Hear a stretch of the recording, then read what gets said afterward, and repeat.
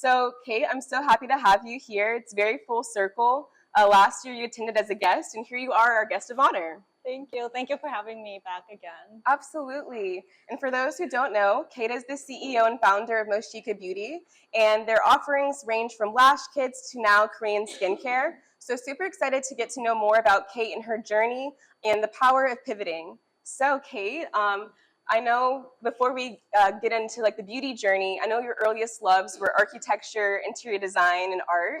So I'm very curious how those artistic sensibilities influenced your path to beauty and makeup. Yes. So for me, my dream job, everyone growing up, we all have our dream job, right? So for me, aside from wanting to be a cashier, like my mom's like, "What's your dream?" I'm like, "Cashier." She was like, "Okay, let's rethink that." But so I did grow out of the cashier phase and wanted to be architecture or interior design. And that time, my family, I'm sure many of you can relate, being immigrants and growing up, my Asian culture, anything that's related to beauty or art is not making money as much as being lawyer, medicine, or engineer. So for my parents, when I told them I want to be interior design or architecture, because I truly have passion for art at the time, not beauty yet, because I just love art, love being creative, love drawing. And my parent was like, maybe we should look into a different route. But that's how my artsy side started, is by drawing and wanted to be interior design.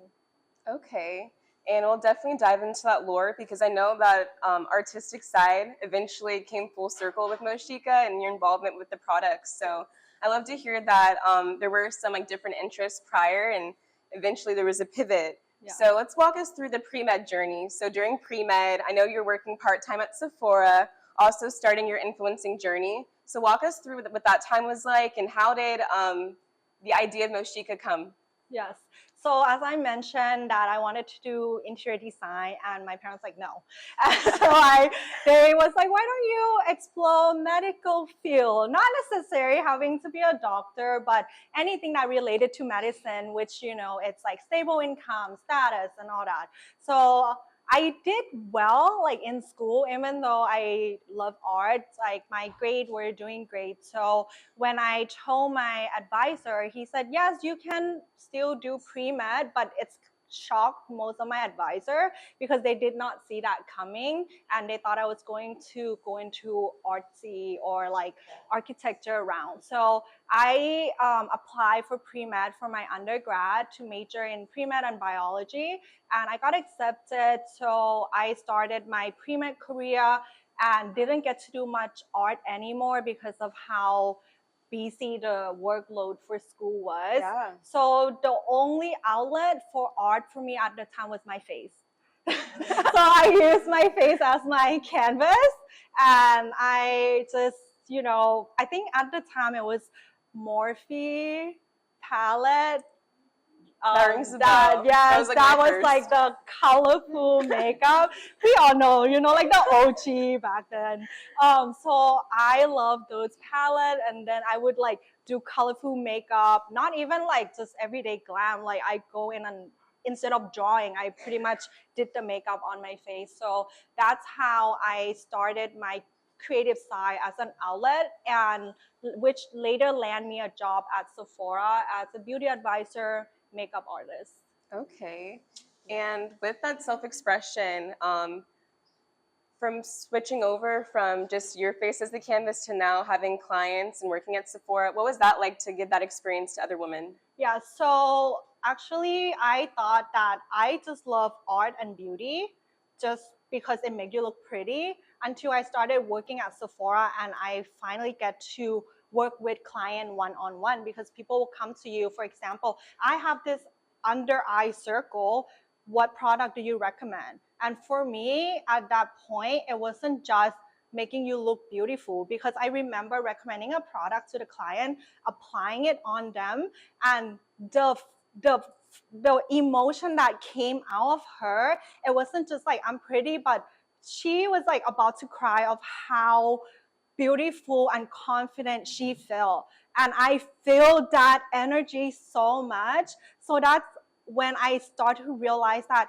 it wasn't just makeup, it wasn't just the product, the surface, it's the fulfillment that the other person share with me when she applied the product. It's like you helping someone. Like in medicine, you do help your patient by helping them to feel better, get better. But this is also helping other people in a different way, boosting her confidence. She walked out of there feeling like a whole new woman.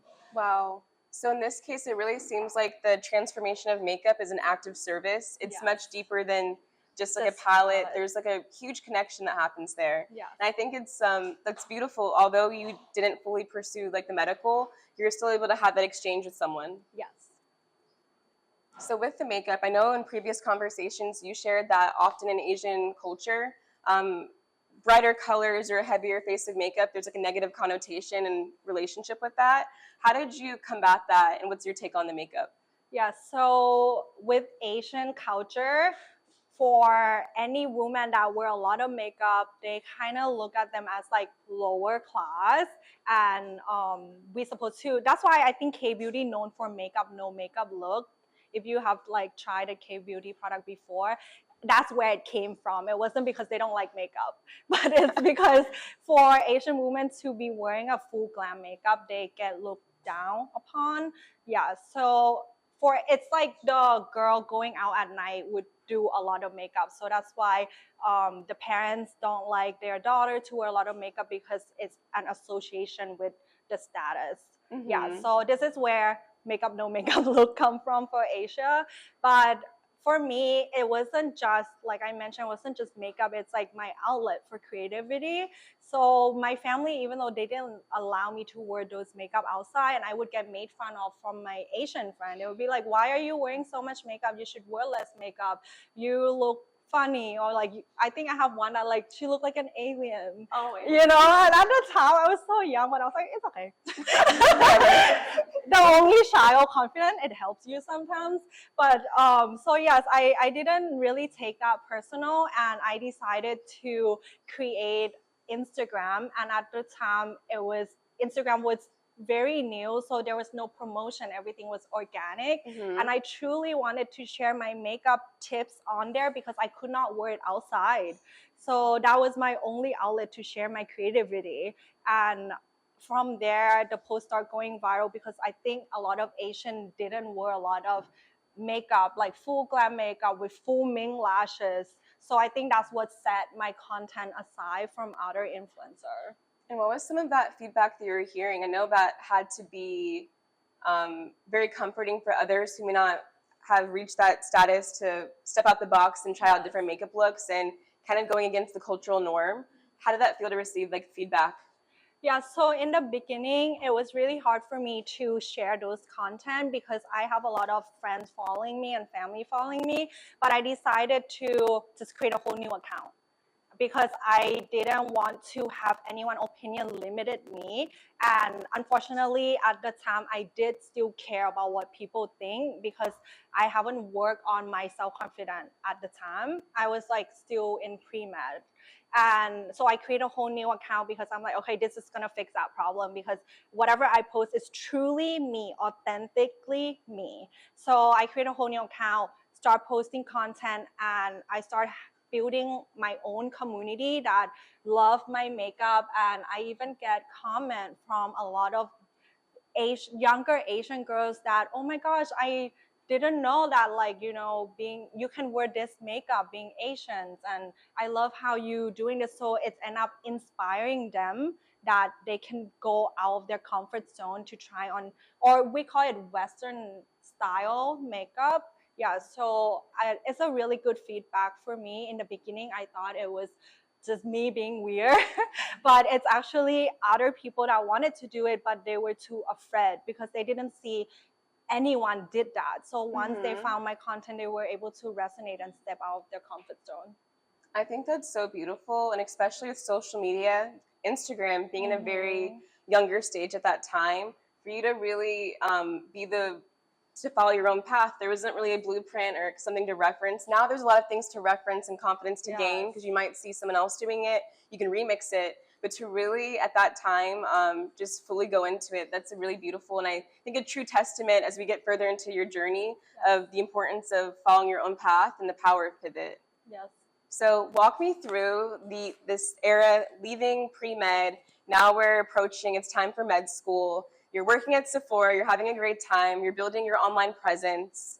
What becomes of that? It's like I mentioned, I wanted to truly create the Instagram account to share beauty tips, because that's the only outlet for me. I didn't think it was going to go viral. I didn't think I was going to end up working with brands or anything. But within that gap year, when I got accepted to med school, I had like 3-4 months gap months for me, not year. But right, I don't think your parents would not allow for a year. So they didn't know what I was doing during the gap month. I left hospital and just work at Sephora and doing my content, and I grew to 20,000 followers, reached over 1 million views and working with Huda Beauty, Laura Mercier, Benefit Cosmetic, and it means a lot to me, because growing up I didn't have the money to buy those products. So for them to send me a full PR package of every shade, I'm like, what am I gonna do with this?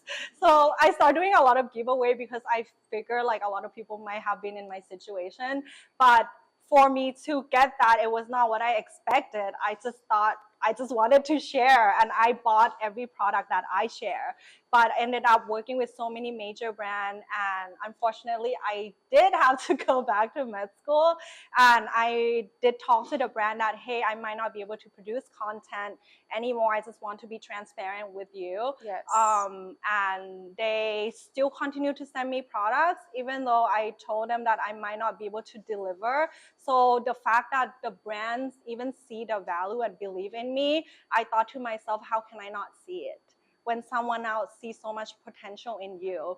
So throughout med school, I still produce some content for them, but it's always in the back of my mind of what could have been. If you didn't, you know? Yes. So a year later into med school, I make a really big decision. Like, it would be crazy to drop out of med school, right? Yes, I was the crazy girl. So I would study, and then I would be like, what would have been? What would have been? Thinking about it. Yeah, so I'm like, you know what? Let me just go for it. And I'm an overachiever. I'm Asian, okay? I'm like, A is average, B is below average for us. So like, I would never in my life thought I would leave medicine or something I worked so hard for. No. And it's like, I get below 90 and I get upset. And for me to leave med school, can you imagine? But it was just me trusting my intuition, because everything that happening at the time just didn't flow, didn't feel right. It was just a whole redirection for me, but it was just me and my ego that was holding on to it, that no, I supposed to go this route. Don't force me to go to the other route. But like my body, I broke out with acne. My mom didn't even recognize me when I went back to Thailand. I was completely a whole different person. And that's when I realized I was losing myself. Mm-hmm. I was losing who I am. And it had to get to that point for me to surrender to what I'm supposed to be doing. Wow. So like all of the signs were pointing in the direction of it's time to have this influencing career full time. But how did that actual conversation go with your parents? I know with everything you stated before with like the cultural norms and all these pressures, I know you were already ready to just take the leap, but how did you get them to buy into it? So one of the questions I did ask myself before I called my parents and make the decision was, do I see myself doing this not even 10 years, like 5 years? Like, do I see myself practicing medicine, living the lifestyle for the next 5 years? And I was like, no, it's not who I am. It's not that I don't like medicine or I don't believe in it. I truly love my time in medicine. It helped me change my life, helped me so many ways. For example, like when I left medicine, I learned how to organize my schedule because we have to study like 10 subjects in one day. Like it helped me to become who I am. So my time there was not waste at all. It helps me to be disciplined to what I do. And when I asked myself that question, I was like, okay, this is not what I wanted to do. And if my parents love me, they would want me to be happy. So I made the call after that decision, and it was hard. Like I can hear the silence through the phone. Like they didn't have to speak. Like the energy came from Thailand through the phone, you know. And I'm like, okay. But yeah. So at the end of the day, they were like, we support you, whatever decision you take, because it's you who have to go through that life. Yes. So it wasn't easy. It was like you were getting divorced in a way. I know. But sorry, it doesn't work out. It's obviously they came around to the idea, but I know just even that, like the act of having to share these plans with your family, it can be very stressful, like a huge internal struggle. But I think it's awesome that it all worked out. I think I was depressed for like 3 months after that. But I didn't know I was depressed. But now I look back, I'm like, those are depressed. Like those were like the signs. I think. I like diagnosis. Like I think WebMD said, yeah. Oh, but I know like having like a true support system can really help when transitioning into like a new path. So I'm glad it seems like everything like balanced out and they did come around to it. Yes. So that first year, fully going full time with influencing, how was that? So after I left, it was like a relief. It was like, whew, you know. I remember that moment, but then at the same time, it's also scary because it's a whole new career choice that I have not explored before. I only had that 4 or 5 months. You know, now it's like my whole life depends on it. So it was a big moment. It's like exciting, but at the same time scary because it's like you're going into the unknown. It's the unknown for me. But I'm like, okay, I'm just gonna start doing what I have been doing, and ended up doing it full time. And I end up collaborating, flying out for like beauty cons, going for master class, working with more bigger brand, landing that brand deal. And I was able to make income out of like collaborating with brand until one day when I grew my account and like start getting more followers, I was reached out by investor that, hey, you know, when brand do a collaboration with influencer. So it was kind of like that. Like they were like, hey, do you want to do this brand X Kate's Glamour or your username? Yeah, so I was like, okay, I want to, because I didn't have any business background. My background is in medicine, and unfortunately in school we weren't taught business at all. And I feel like doctor needs to know how to do business too. Acumen. Yeah, so I feel like that was what I was missing, but I know the marketing side because that was more self-taught. So if you feel like you don't know enough, you can always learn it yourself. So don't ever limit yourself just because you don't know something. You can always find resources to learn it. Because for me, I didn't have background in business or marketing. I was medical field all the way. The only creative side I have was painting.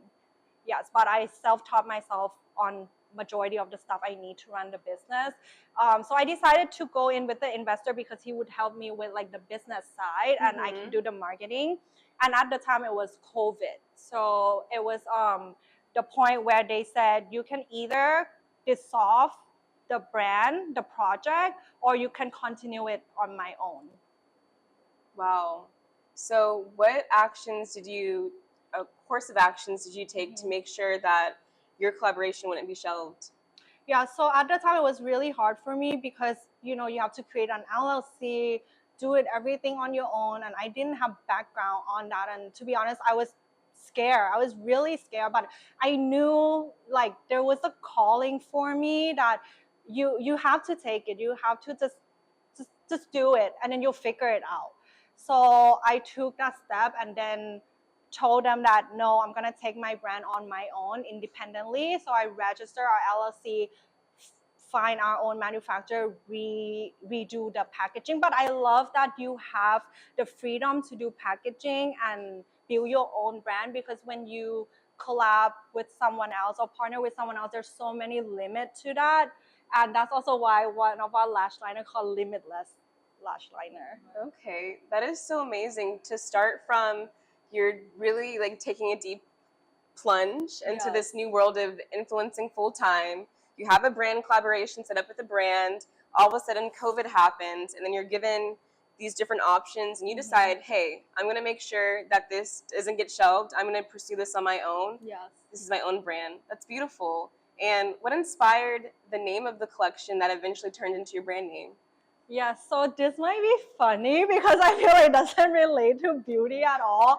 But when I first moved to Tampa, I went to USF and Same. yes, Okay, oh my God, go Bulls. go Bulls.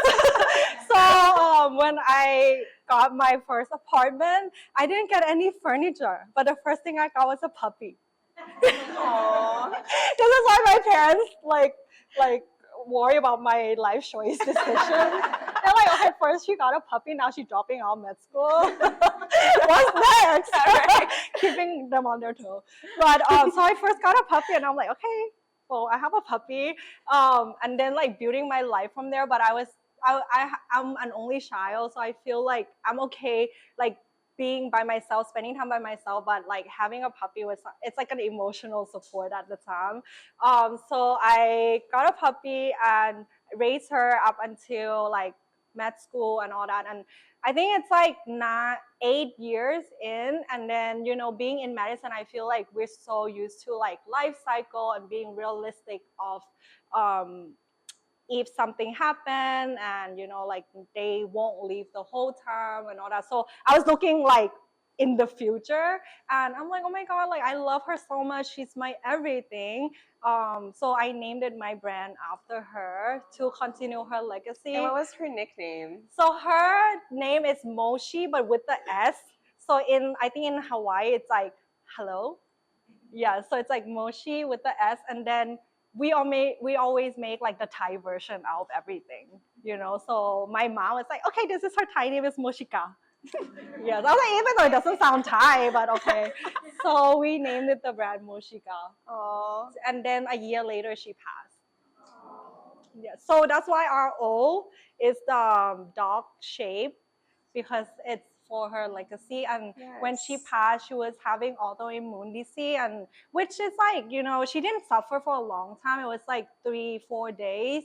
But and I it's sad for me, but I with my background in medicine, that's why I said everything that happened, it will be useful to certain part of your life. So don't ever feel like you waste time in something, even though it didn't work out. I feel like everything that didn't work out for me ended up a redirection or helped me to get to where I am today.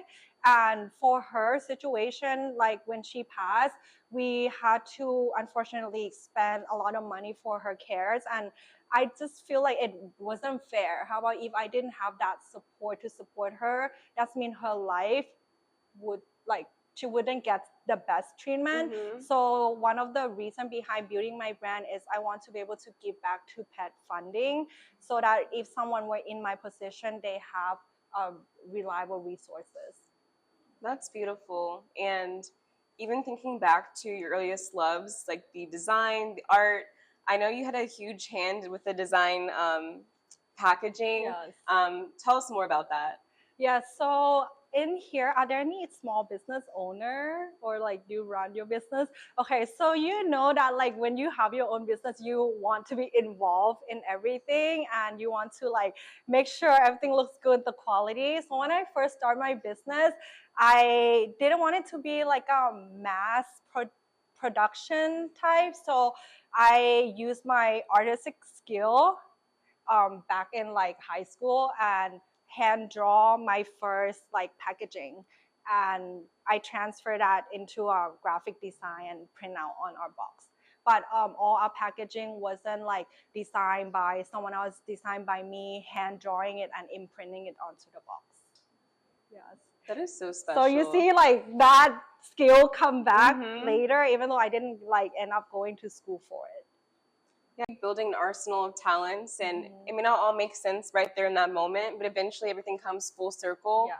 In this tapestry we call life. So Yes. I love that so much. And trust your instinct. Like if your gut, your body doesn't feel right, don't force it. So with your first collection, tell us more about like the product offerings and the commitment to have a clean beauty brand. Mhm. Yeah, so with my medical background, I have always think about or be more cautious about the ingredients and the product that you put on your face. But at the time, even though I tried clean beauty back then, I feel like it wasn't practical. Like the blush would feel good on the skin because it's clean, but it wasn't lasting. The performance. The performance of it wasn't there, and it's also cost effective too. Like most of them are very like expensive at the time, and so it's sad to like we want to take care of ourselves, but it's like so expensive to do that, and I feel like there's a gap there that can be fixed. So I work with dermatologists, some of my friends, because I have the medical background and network. So we come together, we kind of develop the formula. It took us 6 months to develop the formula and then another 6 months to try. So it was like a whole year of like creating products that we love. And our liner is vegan, cruelty-free, and also clean ingredients. So there's no latex for anyone that has sensitive skin. I personally have sensitive skin myself. So I feel like I'm sensitive to like all the skincare. That's why when I do skincare review, I only need 3 days and I can tell you that it's safe or not on the skincare. So when I build product, I want to build toward that clientele too, that, hey, they can have a sensitive skin. And it seems like a lot of like the product development is really leaning into what works for you, and it so happens what works for you works for many. A lot of people have Yes. sensitive skin, and I love the commitment to being a clean brand. I know sometimes that definition's always changing. Yes, but it's clean really really means hard. Yes, but me and my team, like we work together to build a product, packaging, and everything. So we really like hold on to our value and mission. In the beginning, when I built the Lash brand, I didn't know much about the mink and the silk until I found out that the mink is still come out of the animal. The mink animal in China, where they brush it off of their fur to make the lash. And I'm like, that's not cruelty free. I mean, you're not testing it on animal, but you still use their product. So I told the manufacturers that, no, I want like vegan lashes. So from like 10,000 selection, it was down to like 100. Oh my goodness. I was like, how many times can I launch a product?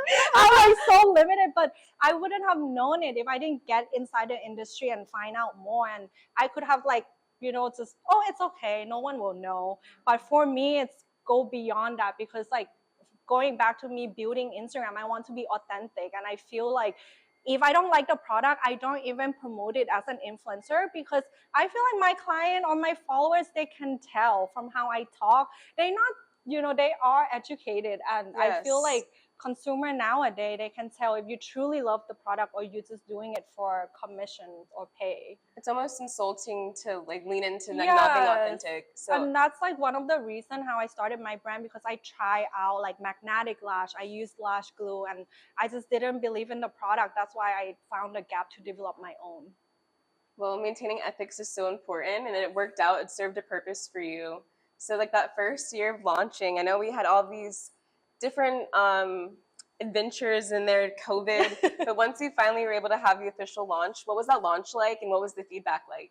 Yeah, so I already have a beauty community, which I highly recommend if you ever wanted to build your own products or opening your own salon or practice, is to take the time to build a community authentically and organically, because when you launch into a group of people that already have trust and love you. You're not launching into nothing.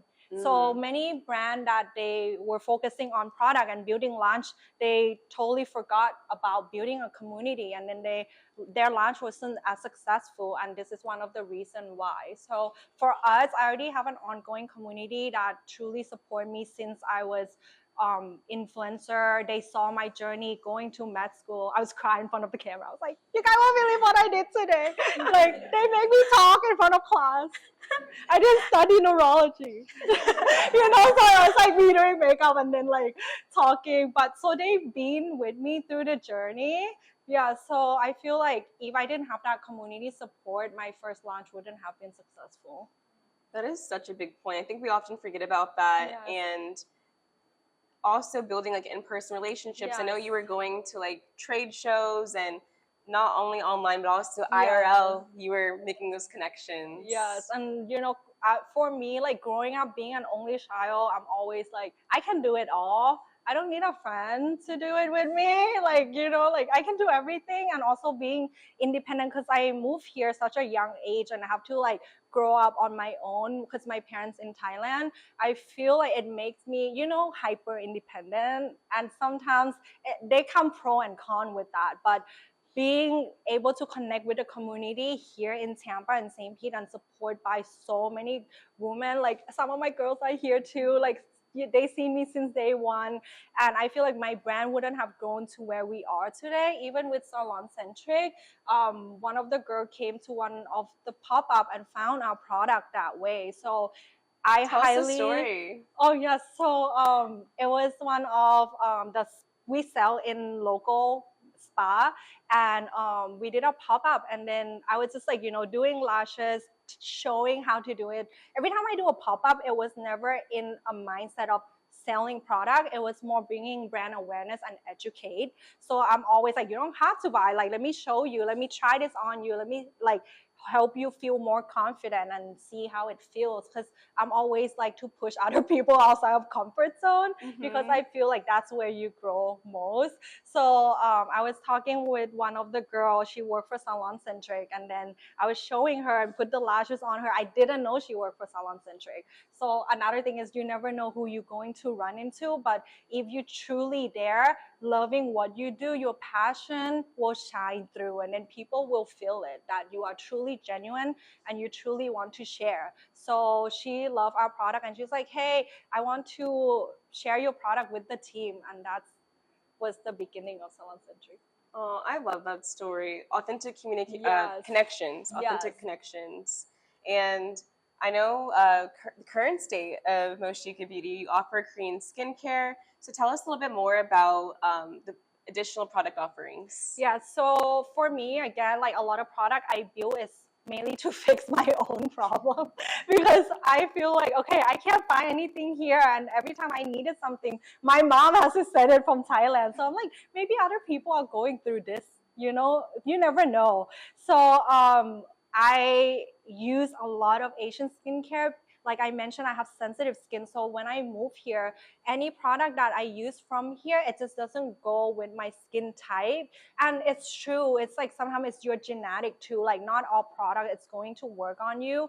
For me, Asian skincare works so well on me, so I work with a manufacturers, and it's like a laboratory, because everything we do is go back to clinical graded. So I found a product that I truly love, and I told them, I'm like, I love your product, and I love that you have research and you have results that show that backed it, like Backed by science. Backed by science, and it's actually true and authentic again. So I partner with them, and I see a gap where a lot of medical spa, when I go in, I couldn't kind of like do facial that I want, and I don't want to do something that's not good on my skin. I'm always scared of doing peels. It's just because I know how sensitive my skin is. So I feel like every time I go to the spa, I just never get to do that option, because there was nothing right for my skin. And so I kind of introduced the K-beauty into a lot of our medical spa to start carrying them for client like me that come in, so they don't have to turn them away, and they can introduce the right product for them. And I love this expansion of clientele, because you're going from lashes, something that a pro or a consumer can use, but then also very specific to the skincare, and now being carried at med spas. Yes. And that's what I love about our brand. A lot of people ask, how do you go from lash to skincare? But for me, it wasn't a business strategy where I have to launch this, and then maybe eyeshadow because it go with the eye. But for me, it's like what I need and what is missing in the market for me and people that might have same struggle with me. Definitely. And I just feel like overall, your career is a true testament to trusting your instincts and believing in yourself, but also being open to change. What advice would you give to someone who is on the fence about making a career pivot? So for me, it's a lot of us are perfectionists. And I feel like when you're in beauty, you are a perfectionist because the look has to look good, the hair has to look good. But sometimes we have to learn to let that go and go with the flow. I know it's hard, but you can always progress. My first liner, is it what it is today? No. But I'm like, I'm going to launch this anyway, and I'm going to listen to the feedback because your product will never be 100% perfect. There's always something that doesn't work for someone else. So learning the feedback from your customer and make a version 2.0 is how you go, rather than you just waiting for everything to be perfect, because perfect, you will never get to do anything. Yeah, there's like power in just starting. Yes. All it takes is a start. You can always make revisions and changes, but I think unless you take that leap and start, yes, nothing can come because of it. everything starts from you. Like no one can do it for you. It's you who make the decision. And for me, it's every life choice or where you are today. If you look back, you made that choice. You always have choice to choose this way or that way. So many people complain that they don't love how their life is going, they don't like where they are, and then they blame it on other people, on other things. But looking back, you did have a choice at that time. So make sure when you choose the life choice, it's the one that you truly want, because that will be what you have to live with at the end. Wow. Thank you so much for sharing that, Kate. Oh, thank you for This has having been me. so inspiring, and I want to can't even speak. Open the floor up to questions. If anyone has any questions for Kate or any comments to give, is there anyone? None? Come on, there's so much packed in that. Well, if not, definitely feel free, while Kate is here, take some photos, get to know her more on a personal level. But thank you all so much for joining us for this conversation. The fun's not over just yet. We'll resume the music. We also have a very fun ramen experience by Chef Noel. And then Kate will also be giving a demo on her signature lashes and lash liner. So super excited to see that. Yes, thank you. Thank you. Thank you.